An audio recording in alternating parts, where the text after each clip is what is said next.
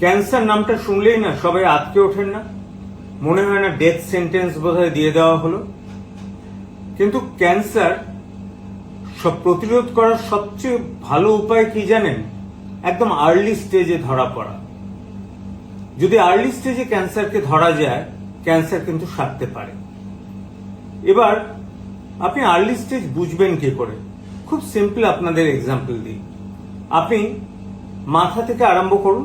প্রথমে আপনি যেটা পাবেন সেটা হচ্ছে ঠোঁট এবং জিভ। আপনারা জানেন ভারতবর্ষে সবচেয়ে বেশি ক্যান্সার হয় কিন্তু এই ওরাল ক্যান্সার।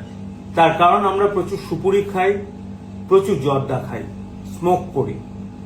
এবং একটুখানি আপনারা জিভে দেখবেন, জিভের ল্যাটারাল সাইডে কোনো পারসিস্টেন্ট আলসার আছে কিনা, ক্ষত আছে কিনা। নাম্বার 2, জিভের বা জিভের সারাউন্ডিং যে চিক, সেই জায়গাটা কোনো সাদা দাগ আছে কিনা। যদি এই দুটো থাকে এবং পেশেন্ট যদি স্মোকার অথবা রজনীগন্ধা খায়, তাহলে কিন্তু অবভিয়াসলি একজন ডাক্তারের পরামর্শ নিতে হবে যে এটা লাইকেন প্ল্যানাস কি লাইকেন প্ল্যানাস নয়। লাইকেন প্ল্যানাস নামটা আপনাদের অনেক খটোমটো লাগতে পারে, এটা কিন্তু খুব সোজা কথায় প্রি ক্যান্সারাস। এই অবস্থা থেকেও যদি কেউ স্মোকিং বা এই যদি চেবানো বন্ধ করে টোবাকো, তাহলে কিন্তু এখান থেকে বেরিয়ে আসতে পারে। তারপরে আপনি দেখুন গলার মাঝে মাঝে হাত দিয়ে একটু দেখবেন, রোজ দেখবেন না, তাহলে কিন্তু একটা বাতিকে গিয়ে দাঁড়িয়ে যাবে। দেখবেন যে কোনো ছোট গ্ল্যান্ড হয়েছে কিনা, সেটা বগলেও দেখতে পারে। যদি ছোট কোনো গ্ল্যান্ড মাল্টিপল থাকে, অনেকগুলো, এবং সেখানে কোনো ব্যথা না থাকে, সেগুলো কিন্তু সঙ্গে সঙ্গে ডাক্তারের কাছে যাবে। কারণ এই লিম্ফ নোড এনলার্জমেন্ট আমরা যেমন ইনফেকশনে পাই, টিউবারকুলোসিসে যেমন পাই, সেরকম লিম্ফোমা বলে এক ধরনের ব্লাডের ক্যান্সার, সেটাতেও আমরা পাই। আরেকটা যদি কেউ খুব কাশতে থাকেন এবং কাশি যদি 6 সপ্তাহের বেশি হয়, কাশির সাথে যদি রক্ত ওঠে, সে যে কারণেই হোক না কেন, বুকের একটা এক্সরে করে দেখে নিন। সে যদি স্মোকার হয়, তাহলে একটা কন্ট্রাস্ট সিটি করবেন যদি কিডনি ফাংশন পারমিট করে। তারপর তলায় আসুন। আপনি দেখছেন ইনডাইজেশনে ভুগছেন একজন কেউ, কন্টিনিউয়াসলি খাওয়ার হজম হচ্ছে না, পটি সবসময় ইরেগুলার হচ্ছে। যদি অনেক দিন ধরে এই লোকটা থাকে, তাহলে এটা কিন্তু ক্যান্সার নয়। তাহলে ক্যান্সারে জিআই ট্র্যাক্টে ক্যান্সার হয়েছে আপনি বুঝবেন কি করে?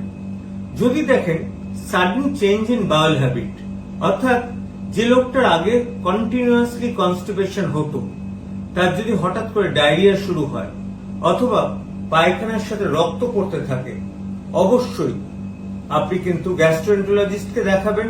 তিনি প্রয়োজন মনে করলে কোলোনোস্কোপি করবেন। আর যদি অল্পতেই দেখেন পেট ভরে যাচ্ছে, তাহলে একটা পেটের আল্ট্রাসাউন্ড করবেন। পেটের আল্ট্রাসাউন্ড না দুদিক থেকে লাভ হয়। একটা ছেলেদের প্রস্টেটটা বড় আছে কিনা, ইরেগুলার আছে কিনা, আর্লি প্রস্টেটিক ক্যান্সার ডিটেক্ট করে। আপার অ্যাবডোমেনে লিভারে কোনো রকম খারাপ কিছু আছে কিনা বুঝতে চায়।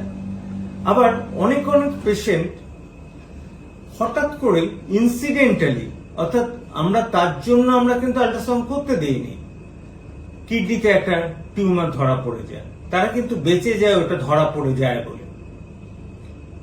এরপরে মেয়েদের জন্য দুটো স্পেশাল ক্যান্সার কিন্তু আমরা অলওয়েজ প্রিভেন্ট করতে পারি। একটা ব্রেস্ট ক্যান্সার। এটার জন্য একটু অ্যাওয়ারনেস দরকার। প্রত্যেক মহিলার উচিত স্নানের সময় সেলফ এক্সামিনেশন অফ দ্য ব্রেস্টে কোনো যদি লাম্প থাকে, তাহলে আইডিয়ালি হাই রেজলিউশন আল্ট্রাসাউন্ড অথবা ম্যামোগ্রাফি করে দেখা। এবং ম্যামোগ্রাফি ইটসেলফ দেখা গেছে 90% উপর ব্রেস্ট ক্যান্সার প্রিভেন্ট করতে পারে।